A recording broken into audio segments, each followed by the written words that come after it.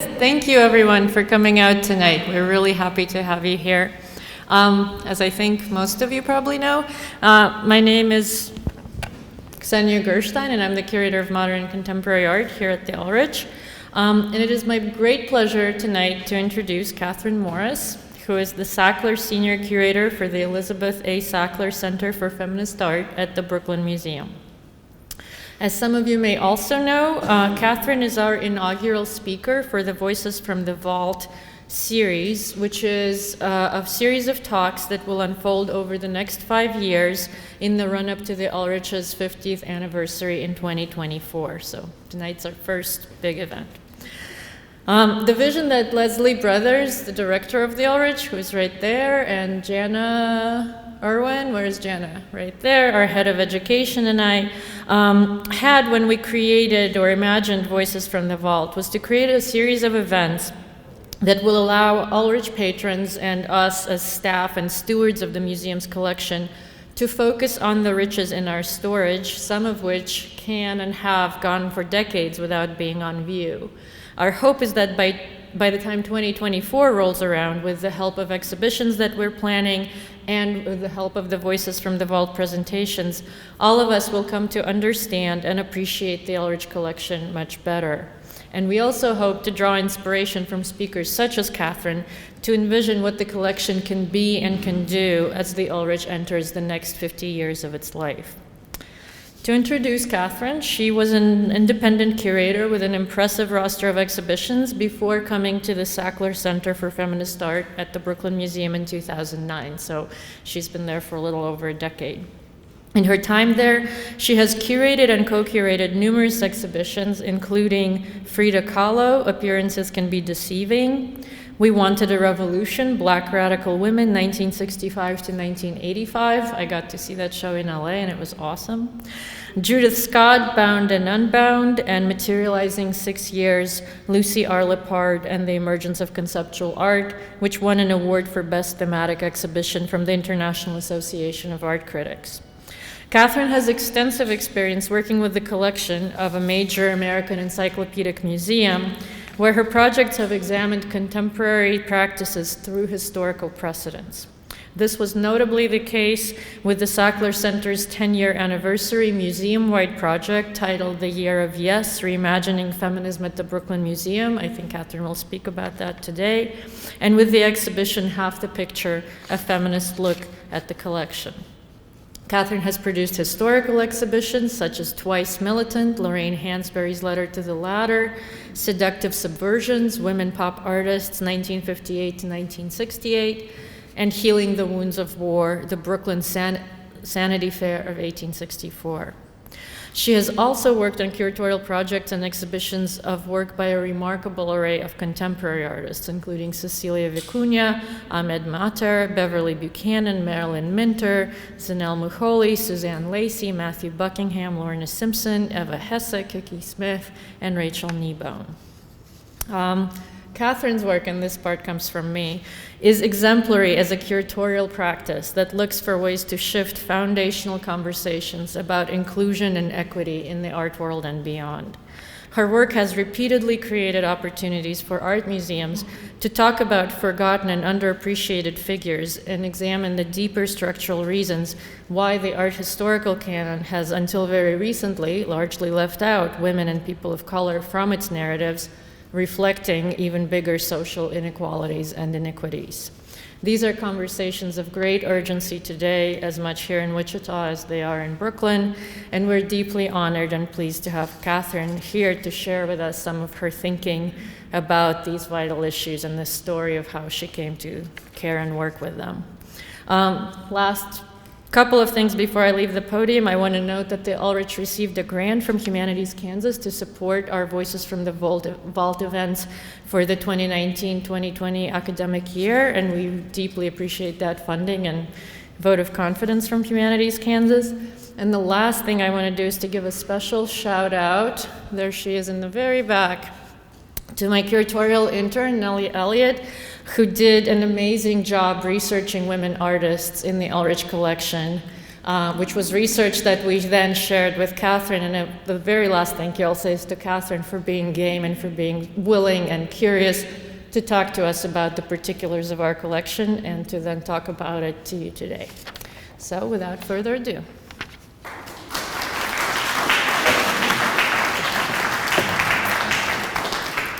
Hi. Thank you. Thank you, Ksenia.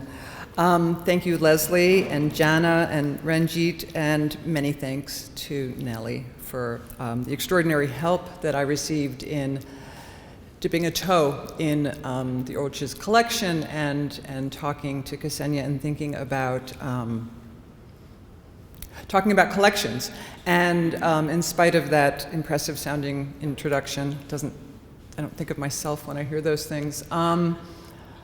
As a curator at the Sackler Center for the last 10 years, I have primarily worked on changing exhibitions. It is only in the last 18 months or so that I've had the opportunity to really think through Brooklyn Museum's collections and to think about how to present multiple different collections from within this very large historical collecting institution in the realm of the Sackler Center within the context and through this lens of feminist methodology. And so this invitation came at a really wonderful time for me. It's given me the opportunity to think in a more concentrated way about what it is that I have been doing with a couple of collection shows, which I've worked on with multiple colleagues, including a co-curator, the associate curator at the Sackler Center as well. Shout out to Carmen Ermo, who also helps so much on all of these exhibitions and as a co-curator more than helps. So that's why I decided to call this talk A Feminist Look at the Collection, because that is the name of the subtitle of the two shows that I've been collecting in Brooklyn. But before I kind of get into what those shows are about and how they may overlap with some just very toe in the water thinking about some of the works in your collection, I wanted to give you an overview of this idea of methodology that has been very important to me since coming to the Sackler Center 10 years ago. And through that process, also, I think, talk a little bit about the way that I see the imperatives for museums today. I think that collections are a resource that more and more institutions are looking to and drawing from when they think about their own politics and their own place within their own communities. And I think I'll show you a couple of examples of very major institutions that are doing that as we speak. And I think that your project and your thinking through your collection is incredibly timely on a national level. And I think it's really interesting to think about how collections such as the collection here at the Ulrich can participate in what is really, I think, a national conversation about the canon of American history, American art history, particularly the canon of modernism. But maybe as we'll talk about, the history of American art is finding itself in a moment in which it is being pulled apart for very good reasons and being put back together in ways that are sometimes surprising and sometimes painful. But I think that it's a really interesting and vibrant time to be part of this field for that reason.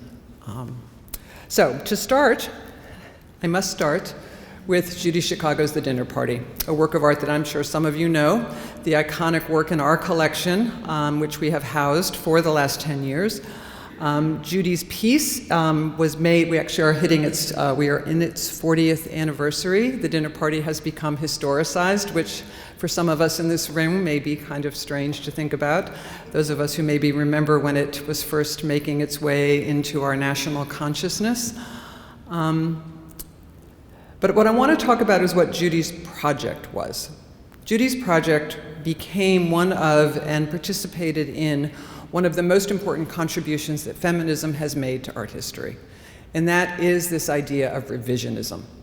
This idea of wanting to put into history voices that were excluded. And feminist art historians like Linda Nochlin, Lucy Lepard, artists like Judy Chicago and Mary Beth Edelson, who's in your collection and we'll talk about, in the 1970s, had a very clear mission, and that was to rewrite the history they had been taught. And Judy Chicago's The Dinner Party is perhaps the most monumental example of that sort of thinking. I will definitely talk too long, so somebody should tell me.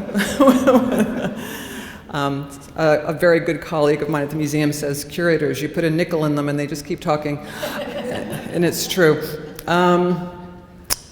The dinner party is constructed on the narrative of history that Judy Chicago was taught, and I say that over and over again because it's a very important point about this work of art. The history that Judy Chicago taught was largely a Judeo-Christian history, it was largely a Western history, and it was largely a history composed of white male figures. So in revising that history between 1974 and 1979, when she made this work with the help of legions of people, researchers, specialists in different sorts of ceramics and textile making, enormous amounts of labor going into this work of art. She devised it around 3 millennia of history, into which she inserted 13 place settings for each millennia, making an equilateral triangle with 33 prominent names that were, by her gesture, reintroduced, reinserted, re-evoked, if you will, into the history of the Western canon. In addition to that, there are 999 names on the floor, which is called the heritage panels. Which is called the heritage floor. So a total of 1,038 women added to the annals of history that, from Judy's research and those of her colleagues, were not largely extant. Very hard to imagine what this kind of research must have been like 40 years ago. Very different process than the kind of research that one does now. And so this work sits in the center of the Elizabeth A. Sackler Center for Feminist Art. 10 years into the existence of the center, which was in 2016, we started to conceive of or have conversations about how we would celebrate the 10th anniversary of a Center for Feminist Art, the only place of its kind in a historical collecting institution in this country and in the world. And what we decided on in relationship to this 10th anniversary was, rather than a sort of retrospective celebration of all we had done in the last 10 years, I felt it became imperative that we, in fact, think more about the future. Think more about the fact that feminism, as it exists into the future, needs to adapt to the times in which it exists. When I first arrived at the Sackler Center, often said, for example, how long does the Sackler Center for Feminist Art need to exist? Maybe it doesn't need to exist forever. Is there a time at which this kind of notion of a place devoted to a social, political, cultural construction outside of art history, but part of art history, does it need to be here in 10 years? I have come to feel in the last couple of years that it's vitally important that it remain. And so in thinking about what it would need to look like in the next 10 years, the next 20 years, for the next generation, for the people who, as we know, the word feminism is often not popular, or people don't like it, or it's contested. People who, in many ways, you could point to as being feminist don't embrace the word, don't like the word. I mean, it's a very contested space in a lot of ways, and that's part of the interest for me. But one of the things that I decided that we really needed to do for the 10th anniversary is to take a page from Judy Chicago's book and to think about what revisionism needs to look like now. And so, if we're going to take the mantle of revisionist history as feminists' forebears laid it out, it was time to revise revisionism. It was time to talk about what worked and what didn't work in second wave feminism, both for the women in the time who did not see themselves as part of feminism, and for the current generation of people who maybe look back retrospectively and wonder about who second wave feminists left out. And so our anniversary year, the Year of Yes, became a series of exhibitions that focused on this idea of revising revisionism. And so you see here a list of some of the exhibitions that we did, and I'll just really quickly run through a couple of them and explain sort of how they function in this notion of revising revisionism. You can see the list here, and I'll talk, I think that they've got 3 of them here. The first is an exhibition on an artist named Beverly Buchanan. The exhibition was called Ruins and Rituals. I did not curate this show. It was curated by 2 extraordinary young women, Park MacArthur, who is a wonderful artist, and Jennifer Burris, who is an independent curator. They brought this project to me. And one of the things that I love about this project is that Park MacArthur, who is an artist, discovered Beverly Buchanan in the files at the Whitney Museum. I have often said, and I'm not the only one, that women have often found their way into museums through the archives. Women who can't get seen on a wall can send in a card, and it can get put in a file somewhere, and an artist like Park MacArthur can come along 30 years later and find that file and say, who is this person and why don't I know about them? And if we're lucky, we can make an exhibition that changes art history. And in the case of Beverly Buchanan, I think we did that. Beverly Buchanan was an artist who was largely understood, if she was known at all, at the time of her death. She died actually just before the show opened, sadly. Was understood as an outsider artist. And as far as we can tell, the reason she was considered an outsider artist is because she was Black and she lived in the South.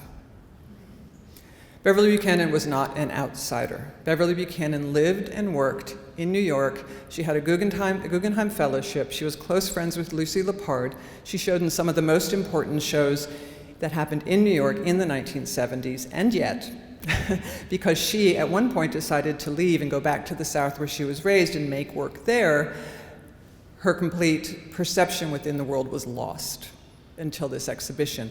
And one of the things that Beverly Buchanan did that was most extraordinary was make a series of land art pieces that explored the notion of historical space in the South, specifically making monuments to sites in the South where things had happened to African American people where there was never any monument, often next to and adjacent to very well-known monuments for Southern leaders during the Civil War. So Beverly Buchanan rewrites the history of land art. And it is my opinion, nobody can do a show about land art after 2018 and not talk about Beverly Buchanan. And for somebody like me, that's an incredibly exciting and transformative kind of opportunity. And so what you see here is just a couple of examples of Beverly's work, including some of the photographs that she took in her own studio in New York, where she made these very post-minimal cast concrete sculptures, which are extraordinary. The small one in the far corner in the back actually was given to us out of this exhibition by an artist who owned it, who had acquired it, who had inherited it from Beverly, and she gave it to us because she said that Beverly would have been so happy about this show. So that's an example of something coming into our collection that is very important to me. Here are a couple of the kinds of works that Beverly went on to do when she moved back to the South. These are sculptures of shack, sort of vernacular architecture, which taken unto themselves, maybe you start to see why she would become known as this term outsider, which is a highly contested term, which we can talk about later. But they also have a relationship to the minimal cast concrete, monolithic and monographic work that she made in New York as well. Another exhibition some of you may know, Georgia O'Keeffe, Living Modern, a very different take on revisionism. So Beverly Buchanan's show is a very classic revisionist history project. Let's rewrite history and put somebody back in. Georgia O'Keeffe is a very different sort of revisionist project. Georgia O'Keeffe, as many of you may know, had no time for feminism, not interested.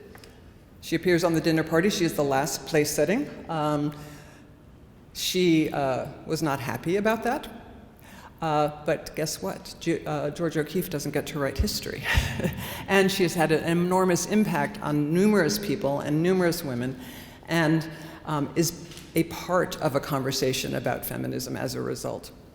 And Living Modern, which you may have seen in your home city, was also revisionist because one of the first things I said when this show was presented to me is, oh great, so the Sackler Center for Feminist Art is going to do a show about one of the most important women in American art's clothes. Is that feminist? And guess what? There is a way in which talking about a woman who crafted every aspect of her life, including the clothing she wore, including the way that she knew that she needed to present herself in the world, and was highly structured in the way that she went about crafting both an image and a persona, and had an entire impact on multiple communities and multiple forms of art, including fashion, as a result of that, is in fact a really important conversation. You know, I think that one of the things about feminism that's so important is that one of the things that comes out of second wave feminism is this idea that the personal is political. One of the most sort of famous adages of the era, and it's something I always come back to. And clothing is political, and just because in the modern era we were told that art has to be outside of politics, it has to be outside of things like fashion, it has to be outside of all of the kind of quotidian things that stop it from being sort of hermetic, is not necessarily true. And I think that's an important conversation to have. And I think that somebody like Georgia O'Keeffe opens up that conversation in really significant ways, because both her position as wanting to be known as an artist, not a woman artist, and yet we can still have a conversation in relationship to feminism within that conversation. Then, the last show that I'll mention in this context, and I'm probably already it's probably already time for me to stop, is an exhibition that we called We Wanted a Revolution, Black Radical Women, 1965 to 1985. We know that second wave feminism didn't work for African American women, largely. In fact, it was seen as not useful and often counterproductive to the needs of communities that were not part of what is often now called white stream feminism, which was driven largely by middle-class, educated, aspirational women who had means. And as a result, we wanted to do an exhibition called We Wanted a Revolution. The title comes from a colleague of mine. I was telling her about the show, and speaking of revising revisionism, I was telling her how we were going to, change this history and reinsert these women and blah, blah, blah. And she actually pounded on her desk and she said, we didn't want to change the system. We wanted a revolution. And so from there, this exhibition, that title comes from.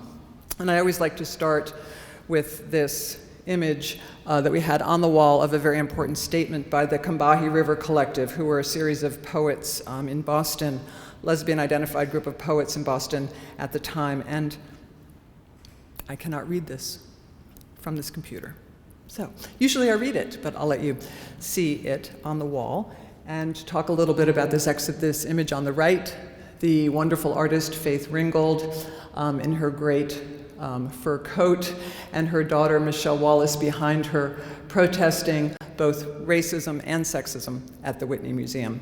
Faith Ringgold is one of the linchpins of our exhibition. And this is the opening gallery of the exhibition, and I won't talk a lot about all of this work except to talk about this image, these two pieces. On the wall is a piece called For the Woman's House. And this is a wonderful mural-sized painting that Faith Ringgold made when she got a CAPS grant to do a piece of public art. Usually when artists get commissions to do public art, they make a sculpture in a park, they find a library, they sort of find some public space to make a work of art. In this case, Faith decided that the people who needed art were the incarcerated women on Rikers Island. So she made a mural for them. She went and met with them, she talked to them about what they wanted to see.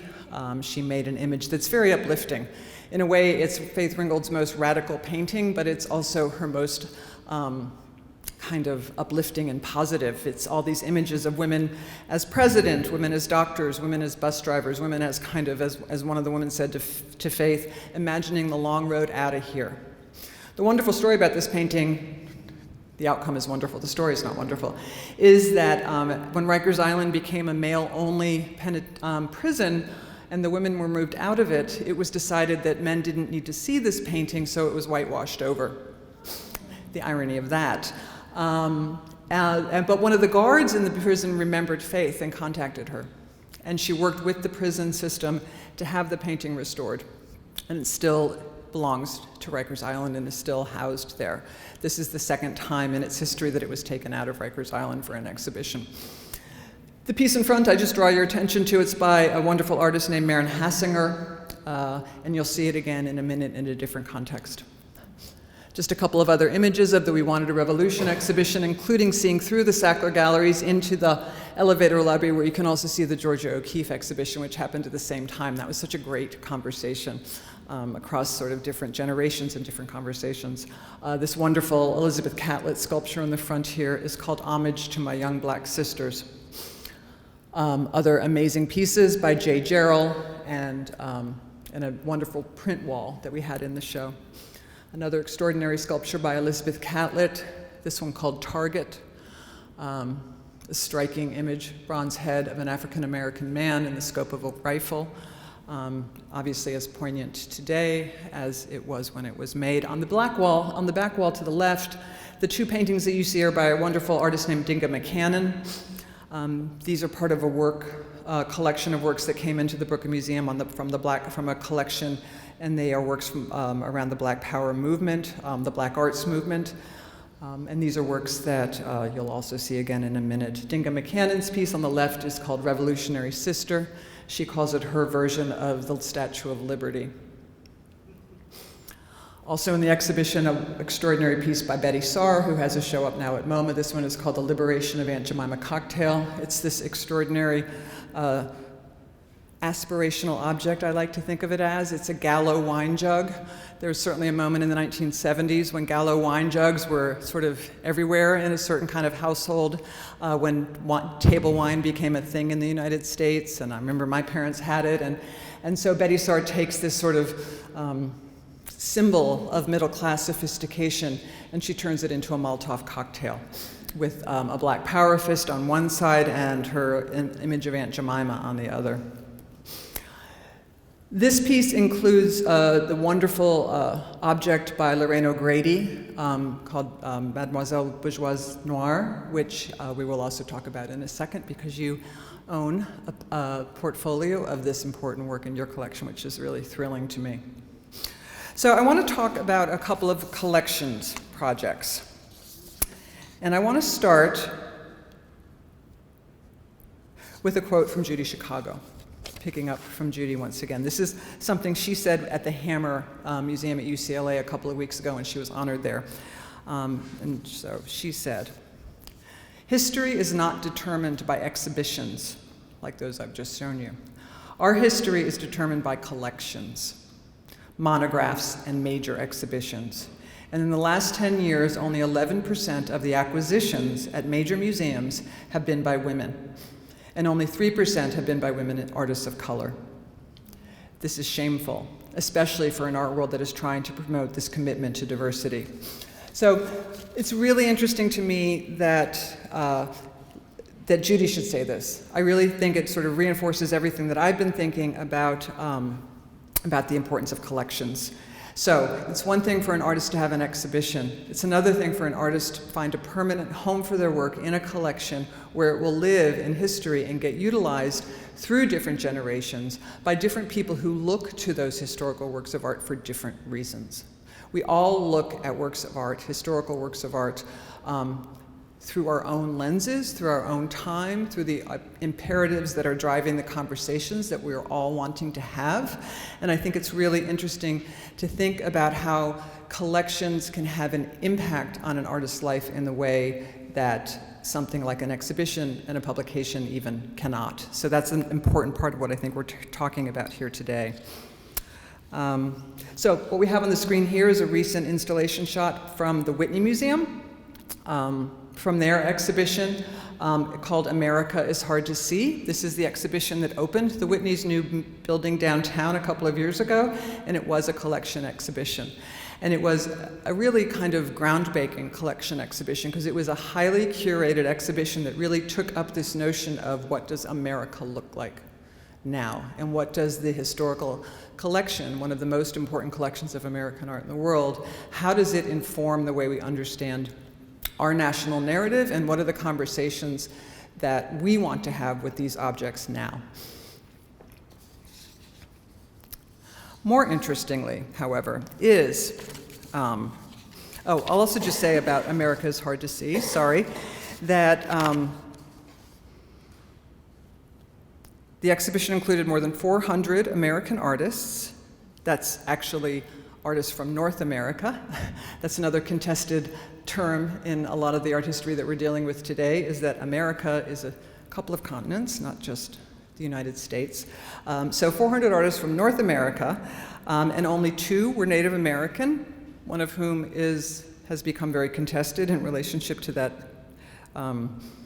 term. And also Latin America was almost entirely absent, except for a Cuban-born artist, Carmen Herrera, who, P.S., happens to be, I think, 102 now.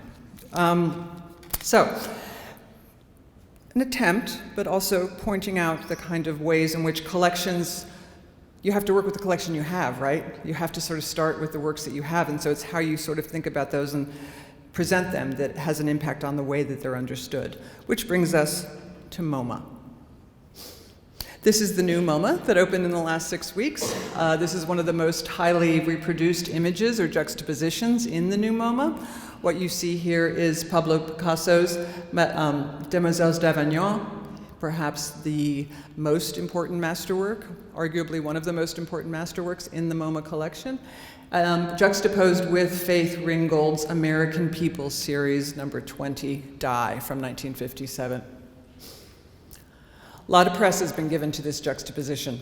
A lot of people feel like this is the moment where history gets rewritten.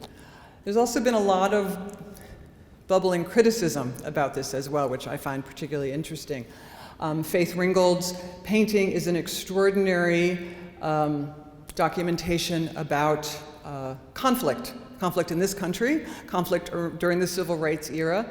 Faith painted this painting in 1967, which was the period in which Guernica, Picasso's most important masterwork about the Spanish Civil War, was in Moma. It was in Moma for several decades, and so Faith would have seen it there. And this painting is very much based on that composition. It also takes a lot of the color that you see from the Picasso Demoiselles, which is an homage, as we know, to a kind of other, to a female other, to an other that has to do with African roots, and a kind of homage to this sort of Orientalist notion of sexuality and of race. And so juxtaposing these two images together is quite kind of an extraordinary shock, I think, for a lot of people. There's a little bit of a feeling, though, for me of Moma is the place that wrote the history of 20th century American art. And Moma's making space for Faith Ringgold. Is Faith Ringgold supposed to be grateful for that? Is there a way in which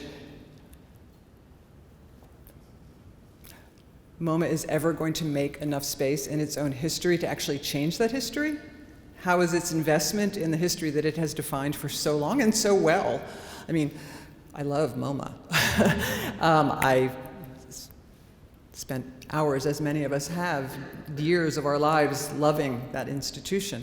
But also, that doesn't mean that it's not an appropriate time to also talk about some of the ways in which the narrative that that institution has largely laid down for us is inadequate for talking about the true scope of creative practice in the world in the 20th century.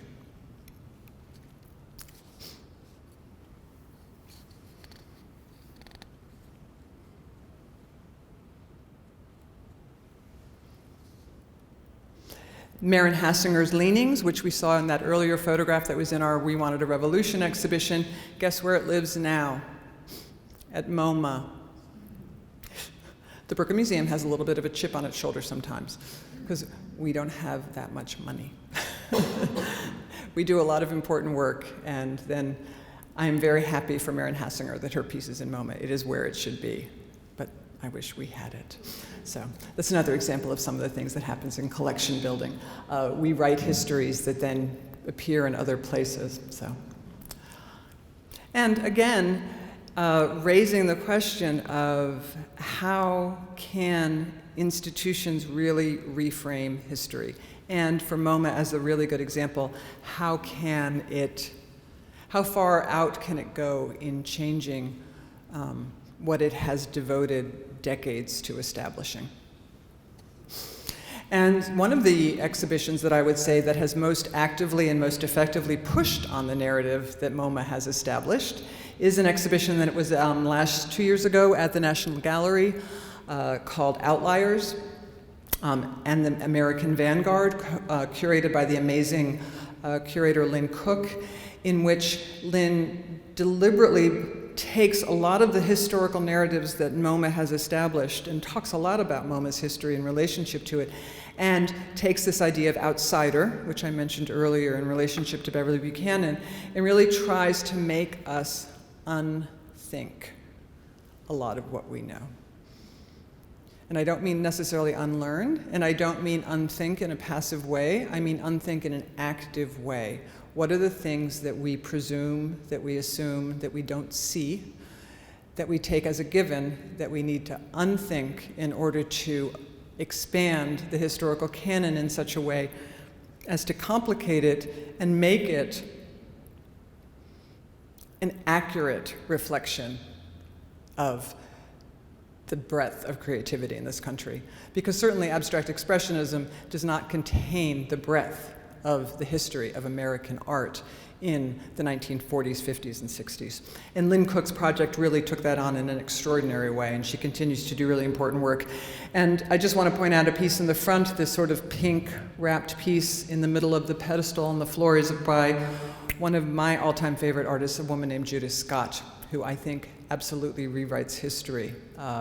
Judith Scott is an artist who made these extraordinarily beautiful, wrapped, obscure, formal objects over the course of a 15-year career at a place called Creative Growth in Oakland, California. Judith Scott is contextualized in this show as an important artist of the 20th century.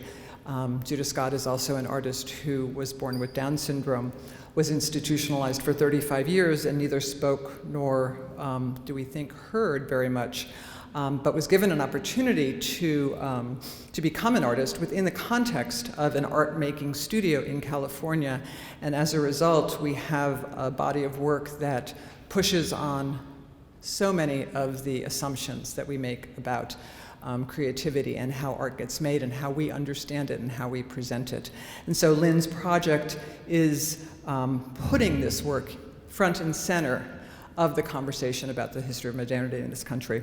Another great installation I'll show you is up now at the Virginia Museum of Fine Arts. Valerie Castle-Oliver there has done a wonderful job of incorporating work from the extraordinary Souls Grown Deep Foundation into her permanent collection galleries, which I think is just beautiful. So what you see in the center is a wonderful installation that has the sort of two of the major male artists of conceptual and post-conceptual art of the 1960s and 70s, Sol LeWitt and Bryce Marden.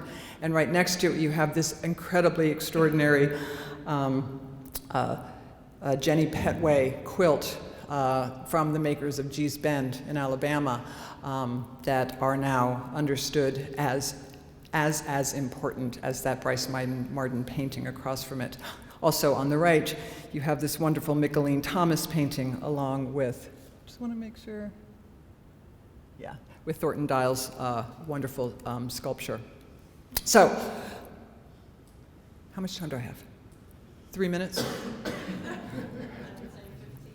15. Okay, we're going to do this. The first collection show that I did was called, with Carmen, was called Half the Picture, a feminist look at the collection. And it really was intended to be a look broadly across the Brooklyn Museum's collections and to think about how to structure a collections exhibition around thematic thinking that would reflect a feminist methodology. And it was a very political show. It was very driven by political imperatives of the time. This was when Me Too was happening. It's when Time Out, museums is happening. It's sort of a moment at which a lot of political work is feeling very pertinent, even if it's more historical. So I'm just going to run through a couple of the pictures of what was included in half the picture, and tell you just the different sections that were included.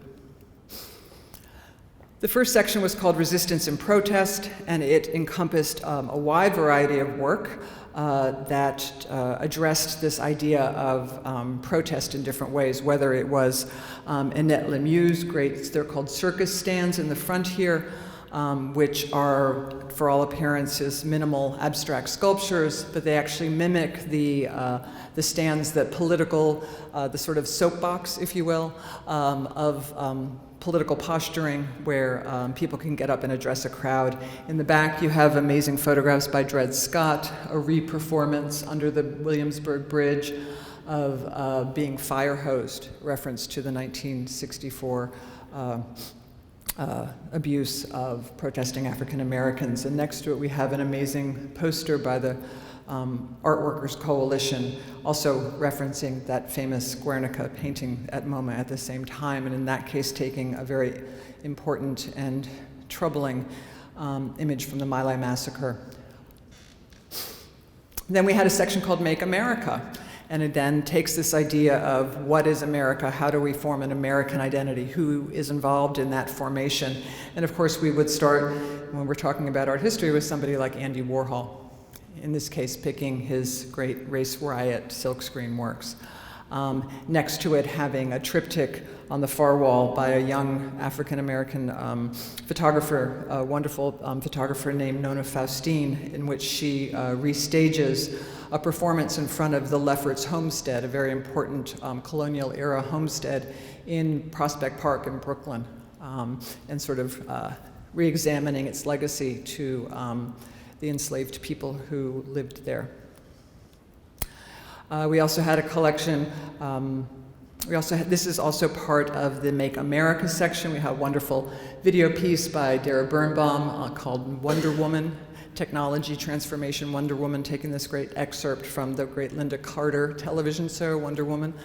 And on the wall below it, we have a series of prints by Wendy Redstar, documenting and examining the history of the photography of a group of chiefs who came to Washington to sign a peace treaty. Also in Make America, we have this great Yolanda Lopez photograph called Woman's Work is Never Done, a work that is in the Ulrich's collection, and I think can operate in a lot of different interesting ways in conversations about farm workers' rights in the 1970s in California, and a kind of different narrative of political action in the United States. Another great juxtaposition that we had in this show, which I really think you can only do with collections, is a series of The Extraordinary War Portfolio by Kathe Kollwitz, also one of the most important artists, I think, of the 20th century, who made this searing documentation relating to the horrors of war, particularly as they're experienced by women and mothers. Kathe Kollwitz, as you may know, lost a son in World War I and lost a grandson in World War II. And the emotion by which she is able to convey the horror of her experience of living through these two world wars in Germany is truly extraordinary. And we have juxtaposed with them two photographs by a very important contemporary photographer, LaToya Ruby Frazier, who also documents her family and her relationship with her mother in relationship to chronic illness, and the community of Braddock, Pennsylvania, where she and her family live in an environmental context that is both degenerating as economic stability leaves the area, and also things like healthcare are lost and things like that. So another kind of urban discussion around a familial experience juxtaposed with Kathe Kollwitz. We also had a section called The Personal is Political and Rewriting Art History. You see those great Beverly Buchanans appearing again in this context. And in the back, we have, you can't really see it, there's a great portrait of Linda Nochlin, the grande dame of art history, feminist art history of the 1970s. This is a wedding portrait that she had commissioned Philip Pearlstein to make of her and her husband, and it's a complete kind of riff on the tradition of portrait painting for weddings, the Renaissance portrait tradition in which the man is usually fully featured with the wife as his sort of prize, and in this case, Nochlin is completely at the front of the painting, and her husband sort of sits back in a kind of obsequious position behind her. It's very funny. And was a gift to us by her estate, which we're thrilled about. And then I'll just close with this image from posters from the Guerrilla Girls, which is where we got the title for our show. If you're not looking at the work of women artists and artists of color, you're only getting half the picture. It's a pretty straightforward message, but the Guerrilla Girls are famously straightforward, and sometimes that's the best message. The next collection show that we're working on that will open in January, so if you're in New York in the winter or through next fall, please come out and see us. We're working on an exhibition, this time called A Feminist Look at the Collection as well, but this time called Out of Place. And Out of Place is really a play on this idea of the notion of the multiple ways one can be out of place. The way that you can be out of place, you can feel out of place. The way that that you can be told you're out of place. The kind of criticism that you're kind of out of line, that you're misbehaving, or that you don't know your place. All of these kinds of ways that that phrase get used as a kind of social cue to tell you how to behave. And in the context of a collection, and in the context of feminism, we're sort of playing with the idea of what that means for some of the works if we contextualize them this way. So in the exhibition, we will have, for instance, a wonderful Krissa sculpture of a sign piece. It's an very early neon. That's a very important piece in our collection, so I'm thrilled to get it out. We're also including works from the quilt makers at Gee's Bend. We have recently gotten a gift from the Souls Grown Deep collection, so we're very happy to be thinking about materials as well, materials being out of place.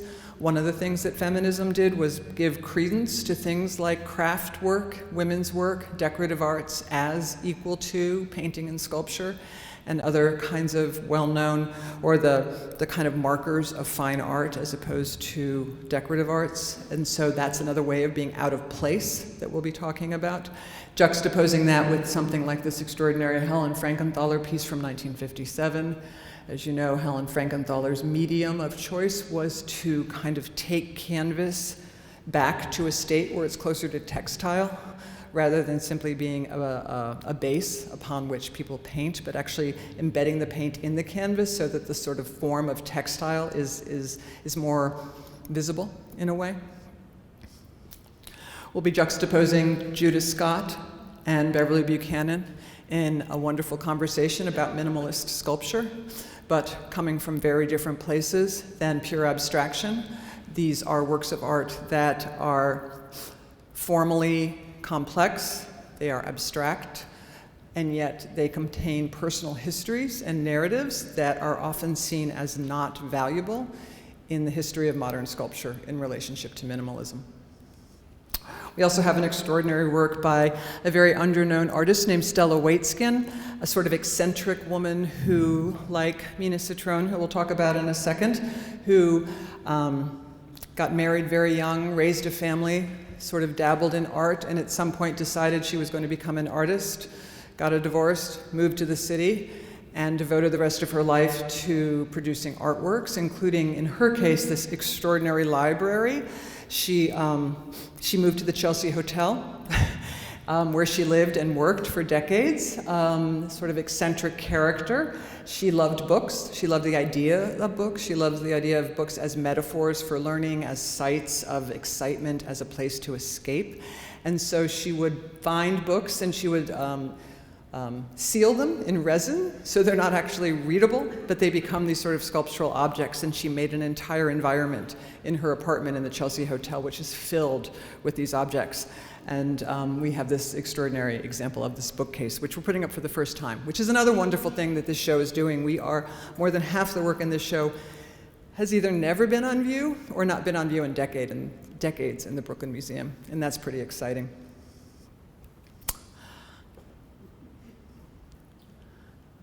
So one of the other really important objects that I always think of in alignment with Judy Chicago's The Dinner Party is this wonderful piece by Mary Beth Edelson, which you are lucky enough to have in your collection. We don't actually. We might get it in the future, maybe. Oh no!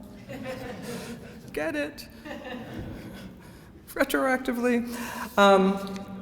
Okay. But I was super excited about it because it has Mina Cetrone. It has Mina Cetrone on it, and it's wonderful. And so, like Judy Chicago's The Dinner Party, this is a piece where Mary Beth Edelson takes something from history, also The Last Supper, just like The Dinner Party, and she thinks about who she's going to add to the dinner party and how she's going to add all these names. So it's a variation on this same notion. In her case, obviously, who is front and center? Georgia O'Keeffe. But what's also interesting about this piece, and I won't go into it too much because we'll talk about it later when you get it, is that according to Mary Beth Edelson, she didn't even know a lot of the artists who she included in this work. She said, my selection for the central panel was fairly arbitrary. That is, they were not political choices based on personal association, but were instead focused on diversity of race and artistic mediums. The border included every photograph of a woman artist that I could find, with most of the 82 photographs coming directly from the artists themselves. So like Judy Chicago's The Dinner Party, this is another piece that you have to think about how she made it in an analog world. She wrote to all these women artists who she learned about through various means, never having met many of them, probably not even knowing their work, and asked them to send her a picture. In exchange, she would send these women a print. So if you get this piece, it'll be interesting to know kind of the origin, its provenance, to know whether it came through an artist who was pictured in the work or how it sort of became part of whatever place it exists now. So in thinking about this idea of your collection and the ways in which we could think through this notion of the feminist lens, because I really think the feminist lens is a really important thing. I do not think that feminist curating is getting out the ladies. And I don't think that feminist curating is a purely gendered subject. I think that thinking about what it means to look at a work of art through the lens of feminism is a really important thing. And I always say that if you're alive in 2019 and you're looking at visual culture, you've been impacted by feminism. The way that you look at everything, the way that you look at things has been impacted by one of the most important social, political, cultural movements of the 20th century. And what does that mean? And it is my opinion you can take this lens and have an interesting conversation about almost any work of art as a result. And so in the Sackler Center, a lot of the exhibitions we've done have not necessarily been strictly feminist. We have shown a lot of men who don't consider themselves feminist in the Sackler Center, but we have a conversation about the way their work looks because of this particular approach to understanding culture. Judith Scott is an example of an artist who's never said the word feminist in her life, and yet we had a very important conversation about her in relationship to that. In the case of what I was looking at in your work, in your collection, who doesn't love Isabel Bishop? And Isabel Bishop's relationship to feminism is really interesting to me, not only in her own work, which really takes up, as is commonly stated in the literature about her, this kind of notion of how women operate when they're not aware they're being looked at, or how people pose in moments between important events, the kind of interstitial lived events in life in which a body is just sort of moving through space with very little consciousness. And she clearly loved kind of grabbing those kinds of moments when she saw them around her studio in Union Square in New York City. Interestingly, though, also Isabel Bishop came of age, grew up in a family, a highly intellectual family, a family that had come from some wealth but was no longer particularly wealthy when she was a young person. Her mother was a suffragist. And apparently her relationship with her mother was sort of conflicted, so it's also interesting to see her relationship to the idea of what feminism might mean in relationship to what is a kind of complicated family history. She also lives and makes most of her work in the era before feminism even exists, so I wouldn't call her a feminist, because I don't know that she would have called herself that. You can use the term, some people do, proto-feminism, and I think that there's some truth to that. But I think it's a really interesting thing to think through a number of artists in your collection, driven primarily in my exploration through this lens of thinking about Isabel Bishop, of how a woman artist who was unusual in her time for being a woman artist, how she made a very deliberate study over decades of thinking about how to capture women who were not doing the things that are typically captured in art history. These are not poses of famous people, these are not posings of wealthy people, these are not specific important moments in history, these are not family gatherings, these are not weddings, these are not births, these are not deaths, these are somebody going to work. These are somebody hitching up their stocking on a street on their way home. These are people hanging out around Union Square, where she made her work for most of her life. Also really interestingly, while Bishop talks about painting always being her goal, she spent most of her time working in drawing and printmaking, so that the hours and the study and the working towards the making of painting becomes almost that same kind of throwaway gesture towards something else that she spent all of this time trying to capture other people doing. And so there's this really lovely kind of personal notion of the personal as political in this work. The idea of how political it is to think that these young working women, working class working women in New York City in the 1930s or the 1940s were worthy of this kind of study and of the kind of work that would go into making a painting. And that's, I think that's a really lovely idea. And I think that women have, artists have often been drawn to these sorts of quotidian kinds of subjects for a variety of reasons, but I think one of them is because they are not the historical subjects that demand the kind of baggage that so often comes with that notion of art history. The other person that I think about in relationship to this is obviously Mina Cetrone, who has a very different kind of relationship to what she does. She was primarily a printmaker and somebody who made works on paper. She has a much more humorous angle, I think, on the work that she does. She has a much clearer, I think, relationship to an idea of being a feminist. She did, in her lifetime, call herself one, but even in these early works from the 1930s, she later goes on to become a purely abstract artist. She's making very biting social commentary, and the history of social commentary in the United States by very important artists is often undervalued and not seen.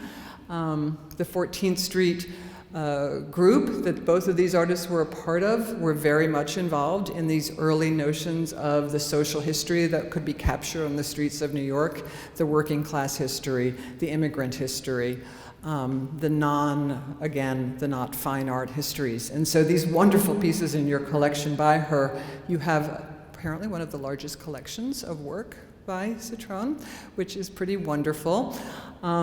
There's a whole social history of America going on here, which I think is just lovely. And I think that through the lens of these two artists who were close friends and worked at some point in the same building together, tells an extraordinary story of a very particular moment in the United States and a particular kind of approach to what it meant to be a woman. And in the case of Cetrone, she also is very critical of women sometimes. She makes fun of them in certain ways about putting on makeup and the ways that they have to sort of get done up to be out in the world. And there's a very sort of biting, double-edged sword, double-sided approach to the way that she's being critical of she's being feminist, but she's also being critical of women at the same time, which I think is very interesting. I love this series of 4 works based on this idea of men never make passes at women who wear glasses, which is sort of wonderful progressive abstraction and a kind of funny nod towards that sort of silliness.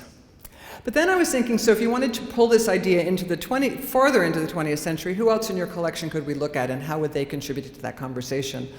And so just three quick examples. The first is this extraordinary print by Diane Arbus of a bartender. Again, a woman sort of doing a job that's not particularly glamorous, probably complicated, and yet you're also capturing her, or Diane Arbus is capturing her, at a moment of repose, a moment where she's not doing that thing that she's identified as in the title. So it's sort of this sort of odd capture, and yet the identity is attached to it in this very specific way by the artist for some reason. And a classic, extraordinary Arbus image, capturing all the kind of weirdness and quirkiness and kind of, I want to know more about this story-ness that Arbus is so well known for. Or somebody like Audrey Flack, a very well-known feminist artist who, like Cetrone, kind of makes fun of while also critiquing the kind of beauty culture that women have often spend so much of their time and energy and money on in this world. And so in this case, Flack's project is related to this idea of how women spend time and kind of the quotidian nature of daily life, but also to the history of still life painting. The long and illustrious history of still life painting, in this case taken from a very specifically feminist edge. And finally, a work such as this one by Nan Goldin of a picnic in Boston in 1973, a very contemporary kind of captured moment. Again, not a particularly specific moment, a kind of fun but not highly orchestrated moment, not an important life moment, and yet it is that kind of space, personal space, interactions happening that are clearly sort of emotional and engaged, but also sort of unknown to us through this laughter, and also in an important way to sort of bring the conversation forward in terms of feminism. A group of people who are sort of not specifically gender identified and also bring in issues of race and sort of the complexity of diversity into this conversation, which is sort of not present in those earlier iterations.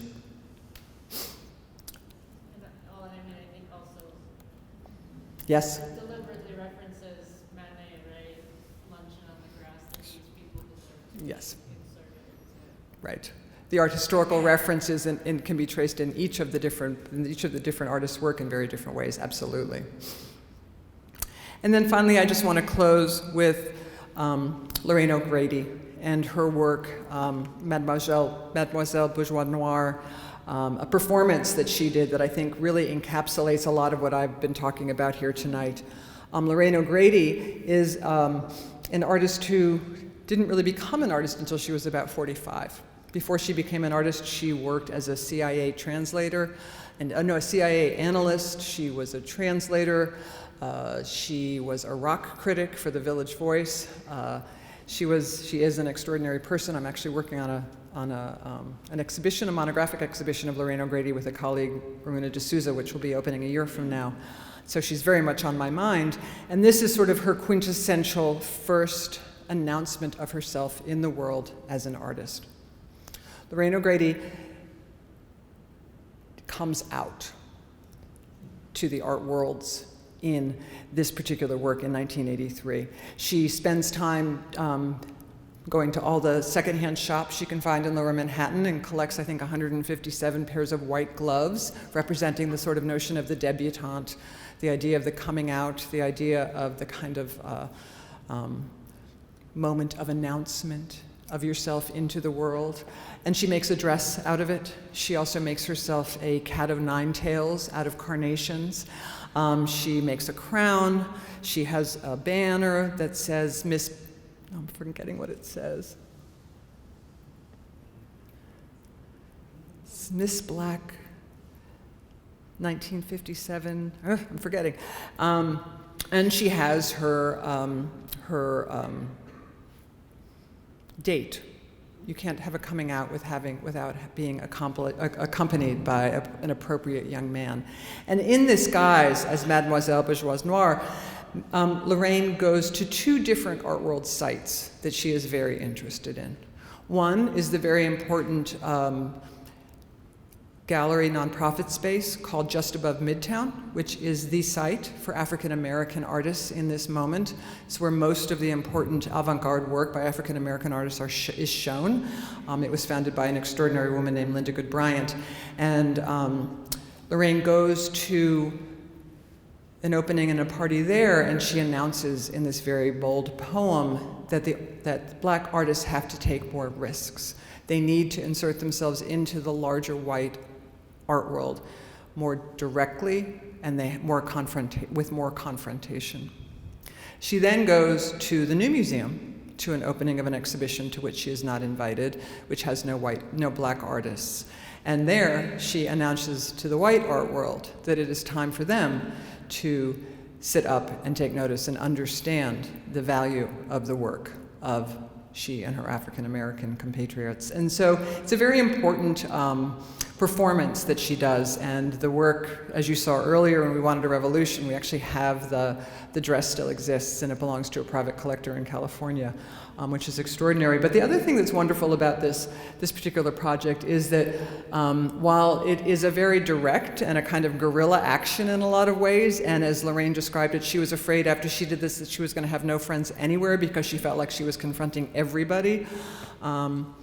There's also a lot of joy in this piece. It was largely, when it was first performed, I think people saw it very much as an act of anger and frustration and rage, which it was, but it was equally as important to Lorraine that it also be seen as joyous and purposeful and forward-looking. And so these are just some of the images from the portfolio, where you see her both at the New Museum and then also Just Above Midtown. Here is this great, one of the more famous images of her laughing with many of the artists in Just Above Midtown, including on your far right here, David Hammons. So for me, Lorraine O'Grady represents a historical, in this case, still living, but with this work, a historical figure who encapsulates, I feel like, so many of the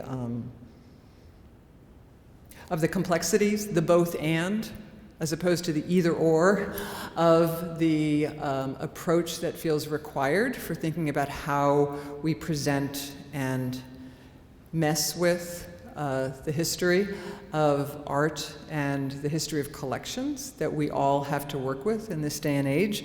So I just wanted to close with some of the thoughts, some of the suggestions that I think we all, speaking to myself as a member of this field, need to be thinking about. And so I think that we need to take more risks. I think we need to think thematically and chronologically. I think we need to understand that exhibitions are temporary and that they feed and support each other in a much wider arc than a single show. So I think it's very important that we understand that we can take risks in exhibitions. I think art historians and curators often think that they have to have everything tied up into a neat little package before they present something, and I think audiences actually are really interested in understanding the conversation and understanding the thinking behind why something is presented, even if it's not necessarily seen as complete. I think we need to use collections to respond to present-day imperatives, but we need to make sure that those imperatives have meaningful links to the history that we are bringing forward. I think we need to be responding to contemporary moments, and I think that we need to do that quickly. I think exhibitions need to change faster, and I think that we need to accept, as I said, the rough around the edges part of responding in the moment. I think that we live in a time in museums where things aren't comfortable. I think that artists are often putting us in positions where they want us to be uncomfortable, and I think we have to be able to respond to that and think about what that means. We live in a period in which museums are continually involved in protests and in conflict and in critique that can be painful, but I think it's also vitally important to see it as productive and to think about how museums can respond to it in a way that is ongoing and engaging rather than afraid. And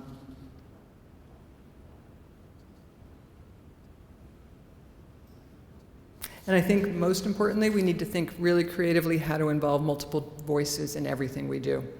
I think curators need to work with communities. Curators need to invite people from the community in to think through collections and works with them. And they need to think about who the communities are outside the doors of this institution that need to be in here and how they can participate in talking about the objects in this collection, whether that means doing research into who owned works, why we own works, where they came from, who paid for them, what we paid for them. All of these things I think people are really interested in. I think that was always seen as the kind of back house part of the way museums operated in the past, but I actually think that publics right now really want to have those conversations. And I think it makes for a very important moment in history for the way museums think about how to present their collections. And I think that's it for me, and I think I've gone over.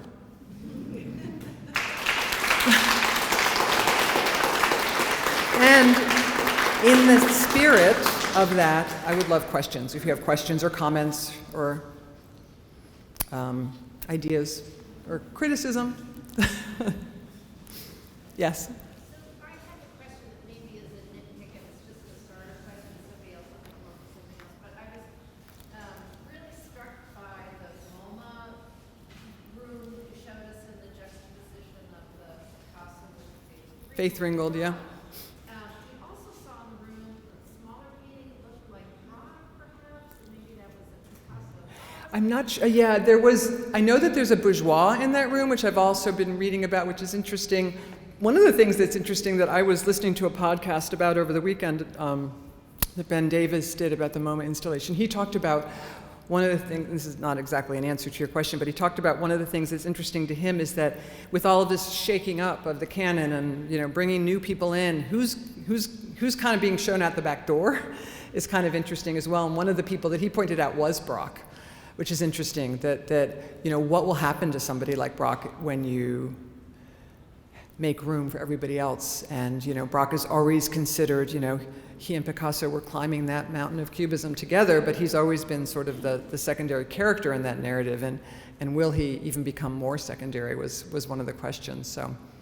So there really was. What else is going on in that room? It seemed as though maybe that Moma was being Moma and doing somewhat of a standard sort of march through time, and then comparing the standard juxtapositions of artists, and then they throw in Faith Ringgold, and so that would seem so safe and perhaps lazy. Is that what was in the room? No, there's other things in the room too, but that is definitely the point of the room. And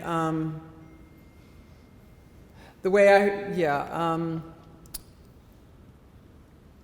I think that Moma's in a really tough position. I think that Moma wants it or needs to have its cake and eat it too, whatever that expression is. It's doing this incredibly bold, and it is incredibly bold, making this statement, critiquing its own history, but it's so invested in that history. I don't know. I mean, and I think one of the most sort of bold things that they are going to do as a part of this new project is to rehang the permanent collection galleries every 6 months, which is kind of mind-boggling to think that they'll actually be able to do that and what it will look like. And again, maybe that's the rough around the edges part that I talked about. Maybe it's the thing that over time you see them go through many iterations and it adds up to something. I think that exhibitions are often not seen that way, and I think it's an important way to see them. I think a lot of back and forth, why I said in my notes at the end, I think that chronology and themes are really important. I think that the trend, like my show, Half the Picture showed, was to just show work thematically and sort of get rid of chronology. I actually don't think that's the answer either, because I happen to personally love chronology. I think about things in terms of dates and how they relate to each other. So I think that creatively engaging objects through thematic representation is important, but it also has to have an underlying value. You can't just juxtapose things because they have some sort of pseudo relationship. And that's an easy thing to kind of fall into. And I don't know if that's the case with the Picasso and the Ringgold. Another way that other people have put it is that, is the Ringgold there to make the Picasso look better? Is the Ringgold there to make the Picasso look relevant? Is the Ringgold there to make the Picasso all of the, legitimate critique of that work sort of inflected differently? And in that case, that's, I guess, what I mean in a way, like, is Ringgold supposed to be grateful for, being invited to the party? I don't know. Yeah. Is Ringgold there to propose the possibilities for the future? Sorry? Is Ringgold there to propose simply the possibilities for the future? That's probably Maybe. to suggest what it. Honestly, I think that the Ringgold is there because there is this relationship to Picasso through Guernica. Would it make sense? Would it make a lot more sense if they could get Guernica and show that with Faith's piece? Sure. But the critique of Demoiselles in relationship to that exoticizing of black bodies is real. And so I don't know what it does. I guess the question I keep coming back to is what does it do for Ringgold? I think it's all about what it's supposed to do for Picasso. And in that sense, it's kind of business as usual. One thing I find striking about that juxtaposition is that I think, this is kind of a hermetic conversation that most people I think won't care about, but, that it's in a way a big thing for a moment to put figuration back in the story. I think it may be harder for a moment to deal with figuration than it is to deal with diversity.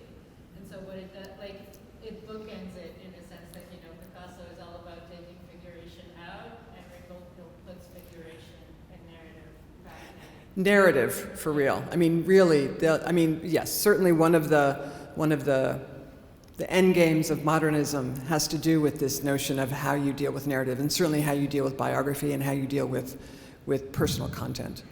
And that absolutely exemplifies Faith Ringgold's career. So yeah, that's. And if I may change the comments to a positive one, the Ulrich does have Faith Ringgold in his collection, and the only other copy of the Lorraine O'Grady series is in Moma. So the Ulrich has stepped up and added that to his collection. So I think we celebrating. They've done, the curators at the MoMA in the last 5 or 6 years have done an extraordinary amount of work adding to the collection. And the Maren Hassinger that I showed you, the Leanings piece, is just one example. And the O'Grady was just added to the Ulrich collection in the last 5 years. And MoMA's working on a major exhibition, which I'm sure will be amazing. Thomas Lax is curating an exhibition about Just Above Midtown. So they're doing an exhibition about that gallery and its influence on American art history. So that'll be up right around the same time that our Lorraine O'Grady show is up. So that should be interesting too, because Lorraine actually worked at Just Above Midtown. Yeah, I don't know how to ask my question exactly. It's sort of in the vein of what Tony and Leslie were talking about. I think when I walk into Moma or a modern art museum, it feels a bit like walking into a cathedral in the sense that it's cathedrals are beautiful, but they also feel like places where a ruling elite is trying to redeem themselves from the brutality of the society outside of their walls. And so when I see some of the stuff out of the Black Power movement that you showed, I felt a little weird. Even me as a white man, as someone who participated in radical politics for a long time, the people who control the commanding heights of the art world are the people who run the society, basically, right? And so to put that stuff on the wall of a museum, I think is super important, right? That they're part of the canon or sort of mainline discourse of our society, but then be really fraught. It's just such a multivalent thing. This idea of inclusion in the context of institutions that are really run by the folks at the commanding heights of just the whole power apparatus of our society, right? I'm just curious to hear you reflect a bit about sort of being in I mean, the brief answer is yes. I mean, institutions like the Brooklyn Museum are arguably projects made, on the one hand, to collect the world, which is, hubris. But on the other hand, they are also very important structurally in the history of this country when they emerged in the late 19th, particularly in the late 19th and early 20th century. They are sites for assimilation. They are places made for people to go to learn how to be American, to learn what they're supposed to like, what they're supposed to look like, how they're supposed to talk. They are a part of a process of assimilation in the way that institutions in this country are formed, which I think is fascinating. And I love museums. We were talking about it earlier. I think that and museums are colonial projects. That notion of somehow going out in the world and bringing it all home and putting it on display is absolutely born of colonialism. And so all of those things are inherently present in a place like the Brooklyn Museum and other museums. And I think that's an important thing to talk about. I think that if we can talk about that history in those places, that will add to their current necessity. It's really interesting to me that people want to have those conversations. I think Ksenia and I were talking earlier, for many, many years now in art history, everybody wants to study contemporary art. It's very hard if you're studying art history, if you're a professor of art history and you're not a contemporary specialist, to find students who want to be medievalists or Egyptologists. It's a very small percentage in the field these days. And I actually find this interest in the colonial model of institutions like the Brooklyn Museum actually incredibly invigorating. Even though it comes through critique, I feel like it's a way of, artists are really interested in being in historical museums. And most things in my experience that are of interest are driven by artists. So it's quite extraordinary to me to think that historical collections or collections, even not, 100 years ago is historical, so the Isabel Bishop, for instance, I think that looking at those things anew feels really timely, which is not to say that I don't disagree with anything you said, but I do think that most of us that are sitting here tonight are here because we probably at some point in our life had an experience in a museum that just was important. Whether it was an experience that just made you feel aspirational, wow, this is a thing, people do this, or whether it was a moment of just feeling like you weren't where you live, or whether you fell in love with an object, which many of us did. Those are transformational experiences, and I think that part of museums is really important. But I think you can do that while you still have this other sort of truth and reconciliation conversation about how they were formed and what they do. Museums have been struggling with their relevance for some decades now, wondering why one exhibition of Black artists won't bring expanded Black membership, etc. Well, the feminist movement, like the civil rights movement, has been expanding the definition of American democracy. And we are a democracy in progress. After all, who could vote at the beginning of our republic? 100 years ago yesterday, right? Was it that then? With wealth. I mean, yeah. Now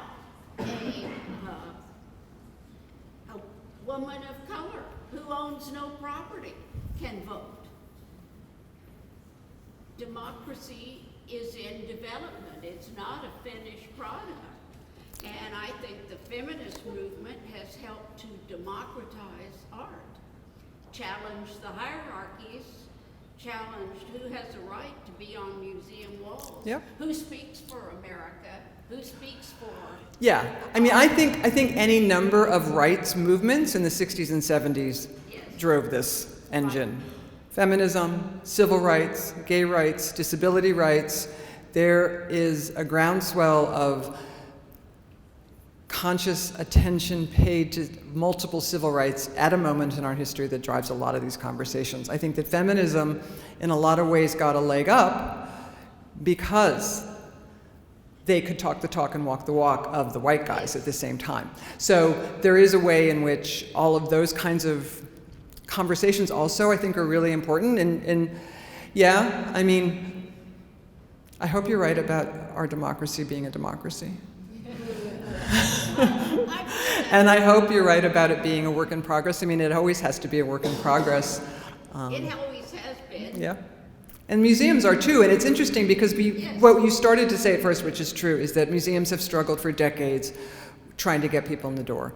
And the history of museums in the last 25 years is sort of remarkable in its shift to this notion of community-driven priorities, community-driven metrics, as opposed to scholarship, as opposed to, you know, as we know, curators were originally called keepers, and their job was to keep art safe. Right. Now, for most curators, the job is to make the art seen, and by whom. You know, so, and the idea of blockbuster exhibitions and the tentative value that they have to the bottom line over the long haul. I mean, the museum culture is constantly, I think, presenting itself as being in crisis, and yet the number of people that do go to museums, like Moma and others, is extraordinary. So, and to your question about does work by women artists or artists of color bring those communities into institutions, it does. The Brooklyn Museum has a particularly long history of thinking through community engagement, dating back to the 1930s, when we took the grand staircase that was larger than the one at the Met off the front of our building because the director decided that it was more open to the local community if you could enter on the floor level. So if you come into the Brooklyn Museum today, you're actually entering through what was originally meant to be the basement. And that facade, if you know the front of the Brooklyn Museum, it has this very modern facade that some people really hate. It actually reflects the original staircase that one would have climbed back in the day. So institutions like ours have been at this for a really long time. And it's, so to have, to maybe go back to your question, your comment as well, so for us to have added this really significant work by the Black Arts Movement in the last 5 years builds on a legacy of exhibitions and acquisitions that have been decades in the making, which is different for different institutions. Not everybody has done that. One more? Maybe we should end on a really positive note and people can come up and ask you questions in person if they have burning desires. We have one more in the back. It's really short. It's also very positive. I'm a professor of women's studies here, and I lived in New York City from 2016 to 2018. And I just wanted to share with you what an important cultural experience it was for me. Like maybe one of the most important in my life to be in the city, in that area with what was happening in the Brooklyn Museum, and that interinstitutional context that you talked about, like the Ukeles at the Queen's Museum, the Ukeles retrospective, and so forth. No matter how broke I was as an adjunct professor, I could take a subway ride on maybe a Friday and afford to go and look at this art. And so I just wanted to say, I think in light of that, some of the past tenseness that I hear when you talk about feminism might be a little premature. And I invite you to keep thinking about that. Thank you. Thank you all.